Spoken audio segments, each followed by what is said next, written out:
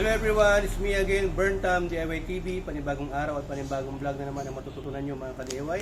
Meron tayong dito hub ng KRY 200cc. Kaya nangyari po naputulan ng ulo, ng tornilyo. Naputulan yung ginawa nung unang may-ari nito kasi binili ko na to na second hand. Pipinturahan kasi natin, kaya tatanggalin natin to. Ito yung lagay ng display. Pero bago natin tuloy ang video, huwag nyo muna kalimutan na mag-follow sa Facebook page natin at pakisubscribe na rin YouTube channel natin, Burntam HPT TV also. At syempre shoutout natin yung videographer natin, Anol's Vlog. Subscribe nyo na rin at follow nyo na rin sa Facebook page niya mga ka-DIY. So tara, kalaw-kalaw mo, ibalik-balik mo lang ng ganyan para magkaroon siya ng thread.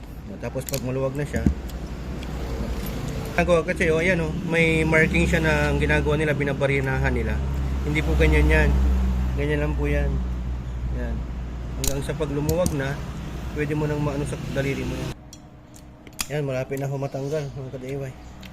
Yan, lumuwag na. Yun. Ayan, daliriin na natin mga ka-DIY. Yun. Yan yung naputol. Ganyan po siya kahaba. Anyway, sundan nyo lang po yung process. Hindi naman po kayo magkakamali dyan. Back and forth na lang yung pag-ano ng trade para hindi mo siya malusperidan. Easy lang po yan. Pero ingat po kayo sa pag-DIY. Do it yourself at destroy it yourself. Dito sa HPT, natuto ko na, nakatipid ka pa. Hindi na kayo magmapamashi shop. So ayan, to God be the glory and Burntam. Signing off.